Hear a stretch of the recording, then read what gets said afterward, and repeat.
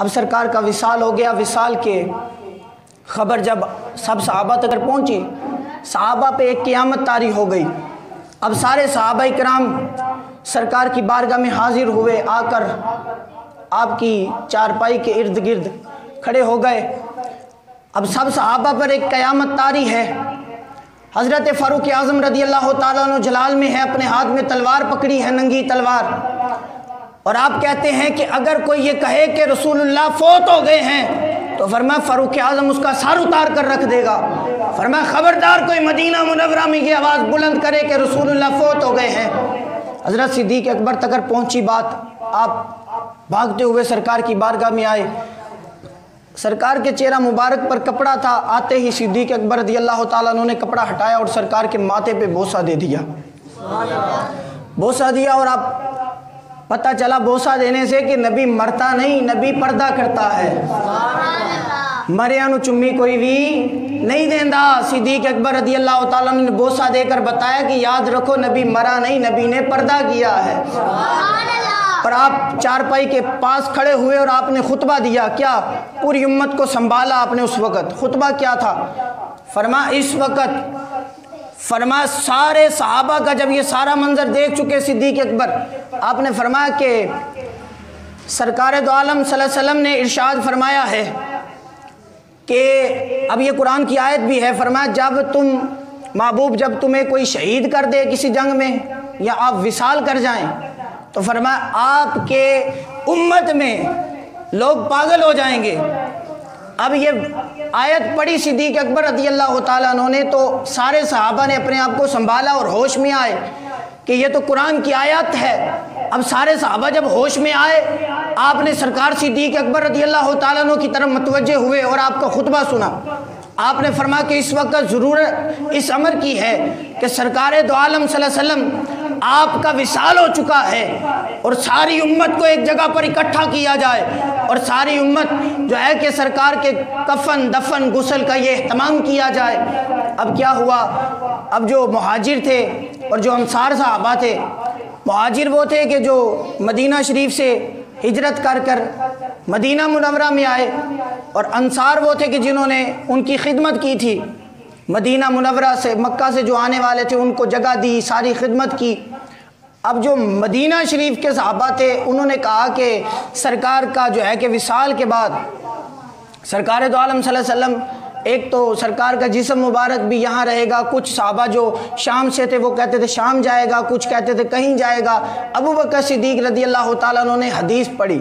فرمایا نبی ہوتا ہی وہ ہے، سچے نبی کی نشانی یہ ہے کہ نبی جہاں وصال کرتا ہے فرمایا اس نبی کی قبر بھی وہاں پر بنتی ہے، اس نبی کو غسل بھی وہاں پر دیا جاتا ہے، کفن بھی وہاں پر دیا جاتا ہے. یعنی اس آیت سے حدیث سے پتہ چلا کہ کوئی جھوٹا کوئی نبوت کا دعویٰ کرے اور لیٹرین میں مر جائے تو فرمایا اس کو لیٹرین میں ہی دفن کیا جائے، قادیان نہ لے کر جایا جائے.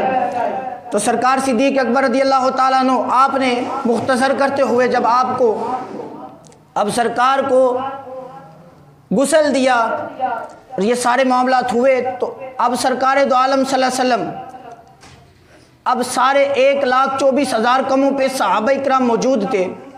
اب جنازہ کیا ہوا سرکار کا؟ نبی کا جنازہ اور ہوتا ہے، امتی کا جنازہ اور ہوتا ہے. اب سرکار صدیق اکبر رضی اللہ تعالیٰ عنہ کی یہ جب حدیث سارے صحابہ نے سنی تو انہوں نے کہا کہ حضور یہ جگہ چھوٹی ہے. یعنی حجرہ جو سرکار کا حجرہ تھا جہاں گنبد خضرا آج ہے، فرمایا عرض کی یا صدیق اکبر یہ جگہ چھوٹی ہے، کفن بھی دیا جائے گا، غسل بھی یہاں دیا جائے گا، مگر جنازہ یہاں نہیں پڑھا جا سکتا. فرمایا کیوں؟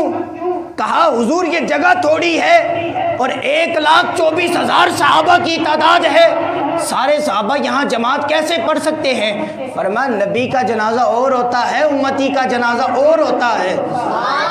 فرمایا نبی کا جنازہ یہ نہیں کہ جنازہ پڑھایا جائے، فرمایا سارے 10-10 20-20 کر کے باوضو ہو کر فرمایا ایک دروازے سے آئیں اور دوسرے حجرے سے نکلتے جائیں. فرمایا مصطفیٰ پہ درود پڑھتے جائیں، مصطفیٰ کا دیدار کرتے جائیں، یہ مصطفیٰ کا جنازہ ہے.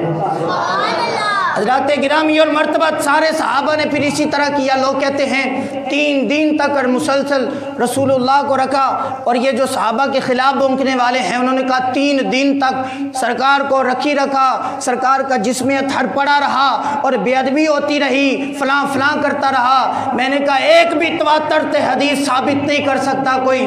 میں نے کہا 3 دن تک رسول اللہ کا جسم اطہر پڑا رہا, مگر صدیق اکبر کو پتا تھا کہ جب تک آخری صحابی بھی دیدار نہ کر لے تب تک مصطفیٰ کو دفن نہیں کیا جا سکتا. تو رسول اللہ صلی اللہ علیہ وسلم یعنی 3 دن تک آپ کا جسم اطہر پڑا رہا. کیا مطلب؟ آپ کو پتا تھا کہ مصطفیٰ کا جسم اطہر اگر قیامت تک بھی پڑا رہے تو مصطفیٰ کے جسم کو کچھ بھی ہو نہیں سکتا, اس لیے کہ آپ کو پتا تھا کہ جو پیچھے امتیں ان کے نبی گزرے ہیں ان کے نبیوں کو 1000 سال تک رکھا گیا. حضرت ادریس علیہ السلام آپ کو 1000 سال تک آپ کو رکھا گیا. حضرات گرامی آپ توجہ کریں, ایک پوری صدی گزر جاتی ہے مگر حضرت ادریس علیہ السلام کے جسم کو کچھ بھی نہ ہوا. پتہ چلا کہ نبی کے جسم کو کوئی چیز نقصان پہنچا نہیں سکتی, اس لیے کہ وہ نبی کا جسم ہوتا ہے. سرکار صدیق اکبر رضی اللہ تعالیٰ نے اس وقت کے بعد آپ نے کیا کیا کہ سرکار کو دفن کیا گیا, یہ سارے معاملات. اس کے بعد آپ نے امت کو کس طرح سنبھالا. اب آپ جنازہ سے پہلے اب سرکار صدیق اکبر رضی اللہ تعالیٰ عنہ کے پاس صحابہ نے الگ ایک میٹنگ کی. جو مدینہ شریف کے صحابہ تھے انہوں نے کہا کہ جو ہے کہ اب امیر جو ہوگا وہ ہمارے اس علاقے کا ہوگا, کیونکہ رسول اللہ ہجرت کر کے یہاں آئے ہیں, ہمارے جو ہے کہ مدینہ شریف کو یہ اعزاز حاصل ہے, اب یہاں سے کوئی امیر منتخب کیا جائے.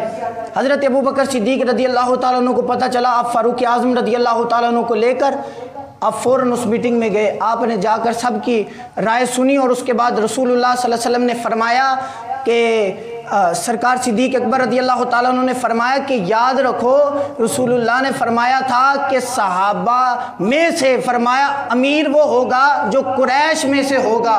تو فرمایا جو آنے والے ہیں ہجرت کر کے وہ سارے قریش میں سے ہیں, فرمایا قریش میں سے کوئی ہو تو وہ امیر بنے گا.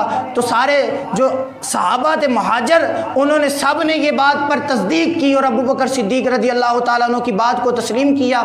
اور اس کے بعد ابوبکر صدیق رضی اللہ تعالیٰ عنہ نے حضرت فاروق اعظم رضی اللہ تعالیٰ عنہ کا ہاتھ پکڑا اور ہاتھ بلند کیا کہ ہم حضرت فاروق اعظم رضی اللہ تعالیٰ عنہ کے ہاتھ پہ بیعت کرتے ہیں. اتنے میں فاروق اعظم رضی اللہ تعالیٰ عنہ نے ہاتھ گھما کر آپ کا بلند کر دیا اور کہنے لگے کہ میں خود حضرت صدیق اکبر رضی اللہ تعالیٰ عنہ کے ہاتھ پہ بیعت کرتا ہوں. سبحان اللہ. پتہ چلا کہ سرکار صدیق اکبر رضی اللہ تعالیٰ عنہ آپ کو کسی اور نے منتخب نہیں کیا بلکہ جب رسول اللہ کے دور میں مصلی رسول اللہ نے دے دیا. بلکہ ایک مقام پر حضرت ابو درداء رضی اللہ تعالیٰ عنہ آپ بازار میں سے گزر رہے تھے, یہ متقی پرہیزگار شب زندہ دار صحابی ہیں, اتنے جلیل القدر صحابی ہیں. حضرت ابو درداء رضی اللہ تعالیٰ عنہ آپ گزر رہے تھے, پیچھے حضرت ابوبکر صدیق رضی اللہ تعالیٰ عنہ جا رہے تھے. آپ ہاتھ باندھے ہوئے سادگی کے ساتھ آپ ابو درداء رضی اللہ تعالیٰ عنہ کے پیچھے سرکار حجرے مبارک سے جو بازار والی طرف حجرہ تھا آپ بیٹھے تھے, آپ کی نظر پڑی اور رسول اللہ جلال میں آگے. فرمایا ابو درداء, فرمایا تمہیں پتہ نہیں کہ تمہارے پیچھے میرا صدیق جا رہا ہے اور تو آگے چل رہا ہے, تمہیں پتہ نہیں میرے صدیق کی شان کیا ہے. فرمایا تم جب بھی گلی بازار میں چلو فرمایا احتیاط سے چلا کرو, جب بھی دیکھو میرا صدیق جا رہا ہے رک جایا کرو. فرمایا صدیق کے آگے نہ چلا کرو پیچھے چلا کرو. یعنی پتہ چلا رسول اللہ ہر معاملات میں صدیق کو آگے کر رہے ہیں. اس صدیق اکبر کی شان و شوکت کا اندازہ کیا ہو سکتا ہے. حضرات گرامی جو مین مسئلہ آپ احباب کے سامنے رکھنا چاہتا ہوں, رسول اللہ کے وصال کے بعد حضرت ابوبکر صدیق رضی اللہ تعالیٰ عنہ جب امیر منتخب ہوئے, اب سرکار دو عالم صلی اللہ علیہ وسلم نے ایک قافلے کو حکم دیا تھا. حضرت جو صحابی تھے حضرت زید بن حارثہ رضی اللہ تعالیٰ عنہ رسول اللہ صلی اللہ علیہ وسلم پہلے وہ بکتے بکاتے سرکار کی بارگاہ میں آئے اور سرکار نے اپنی آل میں سے انہیں فرمایا یہ میری آل میں سے ہیں. اب ان کے بیٹے انہیں ایک قافلے کا سرکار نے امیر منتخب کیا، جس کے اندر حضرت مولا علی پاک کرم اللہ تعالی وجہہ الکریم اور حضرت دیگر تمام جماعت صحابہ میں جلیل القدر حضرت خالد بن ولید رضی اللہ تعالیٰ عنہ جیسے سپہ سالار موجود تھے۔ انہیں سرکار نے فرمایا کہ جاؤ سارے صحابہ فلاں جگہ پر، فرمایا یہود و نصارہ کا جو ہے کہ یہ سارا جو پروپوگنڈا کر رہے تھے مسلمانوں کے خلاف، فرمایا ان کے خلاف جا کر جہاد کرو۔ اب اس سے پہلے رسول اللہ کا وصال ہو گیا۔ اب جب سرکار کا وصال ہو گیا تو سارے صحابہ نے کہا کہ حضور اب ضرورت تو نہیں پڑتی، اب مدینہ شریف میں قیامت طاری ہے مسلمانوں پر، اور سارے یہود و نصاروں کو پتہ ہے کہ مسلمانوں کے پاس کوئی پاور نہیں ہے، کوئی طاقت نہیں ہے، ان کا نبی وصال کر گیا ہے، لہٰذا ہم اب ایسا کرتے ہیں مدینہ شریف کی حفاظت کرتے ہیں، ہم جو ہے کہ جنگ کے لیے نہیں جاتے۔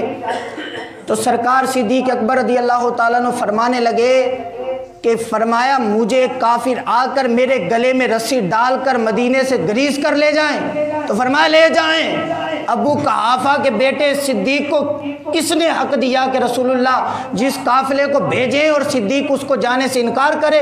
فرمایا جانا بھی ہوگا اور ابھی جانا ہوگا۔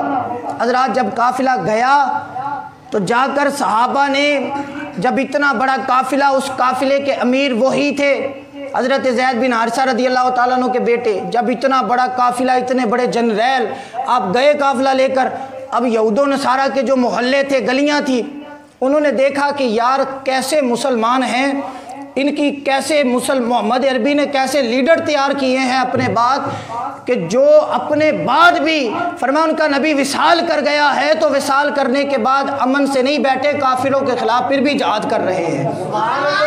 اب جب اتنا بڑا قافلہ جہاد کے لیے نکل گیا، انہوں نے کہا کہ جو اتنا بڑا قافلہ جہاد کے لیے مدینہ منورہ سے باہر بھیج رہے ہیں، ان کا مدینہ منورہ کے اندر کتنا بڑا قافلہ ہوگا۔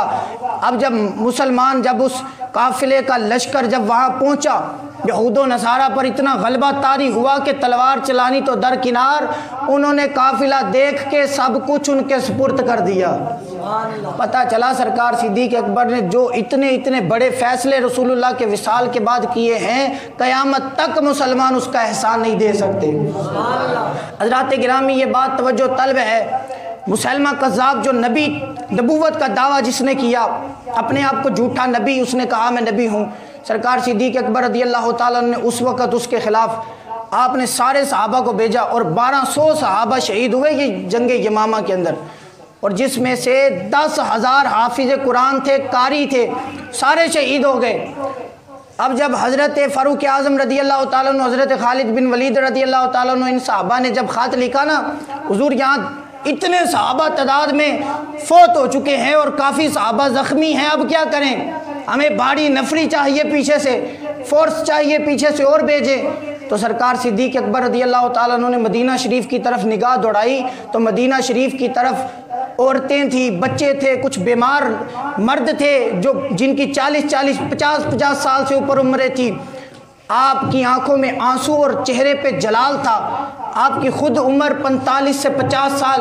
حضرات توجہ کریں، سرکار صدیق اکبر رضی اللہ تعالیٰ عنہ آپ نے اسی خط کے دوسرے پرنے پر لکھا، فرمایا تم تیاری کرو، پیچھے سے میں قافلہ بھیج رہا ہوں۔ اب اس قافلے کو بھیجا کس کو؟ ایک صحابی رسول تھے جن کا نام حضرت قعقاع رضی اللہ تعالیٰ عنہ تھا۔ حضرت قعقاع رضی اللہ تعالیٰ عنہ کی کتنی عمر تھی؟ آپ کی 45 سال عمر۔ اب جب حضرت قعقاع رضی اللہ تعالیٰ عنہ اپنی مستی میں بیٹھے ہیں، سر جھکائے، اب سر جھکا ہوا ہے، پتہ نہیں کس تصور میں تھے حضرت قعقاع رضی اللہ تعالیٰ عنہ۔ اتنے میں صدیق اکبر کا جب خط ملا، فرمایا جاؤ وہاں جا کر دے کر آؤ جنگ کے مقام پر۔ تو صدیق اکبر رضی اللہ تعالیٰ عنہ کا خط پکڑا اور فوراً گھوڑے پر سوار ہوئے اور نکل پڑے۔ جب نکلے تو جا کر حضرت قعقاع رضی اللہ تعالیٰ عنہ نے حضرت خالد بن ولید رضی اللہ تعالیٰ عنہ کو خط دیا۔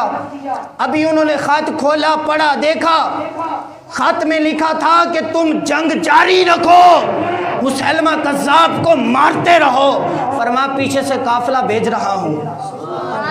اب حضرت قعقاع رضی اللہ تعالیٰ عنہ بوڑھے سے بزرگ سے صحابی تھے، اب راز راز کب تک رہتا ہے؟ صدیق اکبر کی کرامت بھی پھر رب ذوالجلال نے دکھائی۔ حضرت کاکا رضی اللہ تعالیٰ عنہ نے عرض کی حضور بانے نہ آتے گیا ہاں ہوں اگے بھی بھیجو مسلمہ قذاب دے مقابلے سے پھر کمال ہی ہو جائے، اگر مینوں شہادت دا مرتبہ مل جائے تو پھر بھی سبحان اللہ، نہ ملے تو پھر بھی غازی تے بانی جاواں گا۔ حضرت خالد بن ولید رضی اللہ تعالیٰ عنہ نے اجازت دی، فرما جاؤ میدان کے اندر اتر جاؤ، اللہ تمہارا حامی و ناصر ہو۔ اتنی بات کرنی تھی، حضرت کاکا رضی اللہ تعالیٰ عنہ نے تلوار پکڑی اور مسلمہ قذاب کے مقابلے میں اترے۔ آپ نے جب جس طرف محدثین فرماتے رخ کرتے تھے رب فتح عطا فرمائی جاتا تھا۔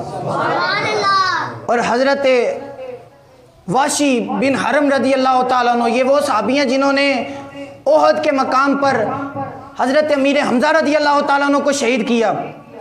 انہوں نے دعا مانگی ہوئی تھی، یا اللہ مجھ سے کوئی ایسا کام لے کہ تو نے اسلام کا اتنا بڑا مجاہد اگر مجھ سے شہید کروایا ہے تو کافروں کا کوئی اتنا بڑا سردار بھی میرے ہاتھوں مروا۔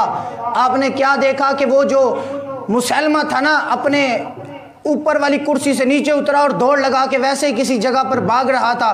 جب آپ کی نظر پڑی حضرت واشی بن حرم کی تو بھاگے گھوڑے پر اور اس کے پیچھے آپ نے اپنا نیزہ نکالا اور اس کو تیر مارا۔ جب اس ظالم کو تیر مارا وہ وہیں پر گرا اور تڑپ کر مر گیا۔ آپ نے اسی وقت شکرانے کے نفل ادا کیے کہ پاک پروردگار عالم میں تیرا شکر کرتا ہوں، اگر اتنی بڑی ہستی مجھ سے شہید کروائی ہے تو ان کے بدلے اتنا بڑا کافر بھی مجھ سے مروا دیا ہے۔ سبحان اللہ۔ پتہ چلا کہ سرکار صدیق اکبر رضی اللہ تعالیٰ عنہ کے اسلام پر کتنے احسانات ہیں کہ آپ نے رسول اللہ کے وصال کے بعد اپنے ساری جو ہے بنیادیں تھی جو اسلام کی ان کو مضبوط کیا ہے۔ دعا ہے رب ذوالجلال سے اللہ تعالیٰ ہمیں حضرت صدیق اکبر رضی اللہ تعالیٰ عنہ کا وفادار قیامت تک رکھے۔ وآخر دعوایا ان الحمدللہ رب العالمین۔